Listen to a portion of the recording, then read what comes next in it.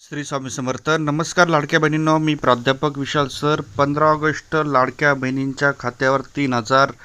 तर लगेच पहा सरकारचा मोठा निर्णय. जाणून घ्यात याविषयी संपूर्ण माहिती. आज देशात 15 ऑगस्ट हा स्वातंत्र्य दिन आहे. सर्वांना शुभेच्छा. तुम्ही देखील कमेंटमध्ये अभिमानाने स्वातंत्र्य दिनाच्या शुभेच्छा सर्वांनी द्या.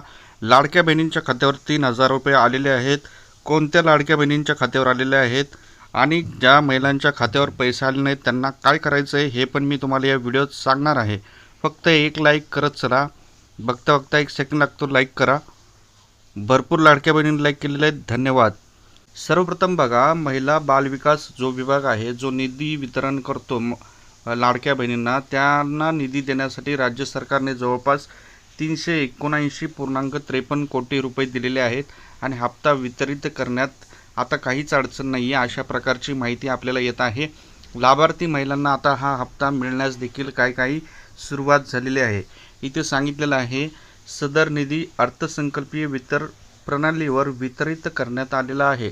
सद्यस्थिती नोंदणी झालेल्या लाभार्थ्यांची छाननी करून पात्र लाभार्थी महिलांना लाभ देण्यात येत असल्याची खात्री करावी, असे महिला बाल विकास विभागाला सांगण्यात आलेले आहे.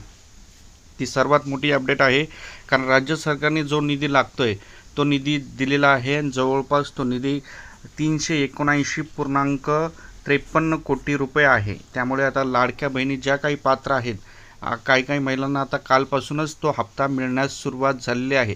तुमच्या खात्यावर पैसे जर आले नसतील तर तुमची KYC प्रक्रिया पूर्ण झालेली नसेल, यामुळे तुमच्या ते खात्यावर पैसे आले नसतील किंवा ते 2-4 दिवसामध्ये येऊ शकतात.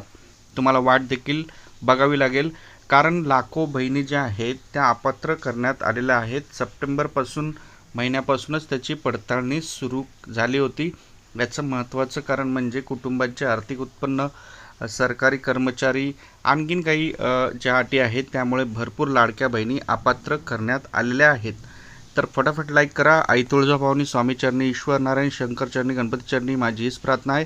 व्हिडिओ लाईक, चॅनलला सबस्क्राईब करणाऱ्या प्रत्येकाच्या घरी सुख, समृद्धी, शांती राहावी. फटाफट लाईक करत चला. त्यानंतर ज्या महिलांच्या खात्यामध्ये त्रुटी आहेत, ज्यांची KYC अपूर्ण आहे, अशा महिलांना KYC दुरुस्तीसाठी अतिरिक्त कालावधी सरकारने दिला होता. लाडकी बहीण योजनेसाठी KYC प्रक्रिया पूर्ण करण्यासाठी पुन्हा संधी दिली जाईल, असे मुख्यमंत्र्यांनी सांगितलेले आहे. परंतु यावर आणखीन सरकारने कोणता निर्णय घेतलेला नाही आहे. तुम्हाला अधिक माहिती पाहिजे असेल की पात्र आणि अपात्र यांची सूची काय असते, KYC कशी केली जाते, तर गुगलवर तुम्ही समाचारकट्टा.com या वेबसाईटला नक्कीच सर्च करा. या ठिकाणी तुम्हाला फक्त लाडकी बहीणच नाही, इतर शासकीय योजना, 10वी-12वी शिष्यवृत्ती योजना, स्कॉलरशिप असतील, त्यानंतर ज्या काही योजना इतर ज्याचा तुम्हाला लाभ माहिती नसेल, अशा पण योजनांची माहिती मिळेल. तर नक्की या वेबसाईटला सर्च करा आणि तुमच्या खात्यावर पैसे आलेत की नाही हे नक्की कमेंटमध्ये कमेंट करा. धन्यवाद. श्री स्वामी समर्थ.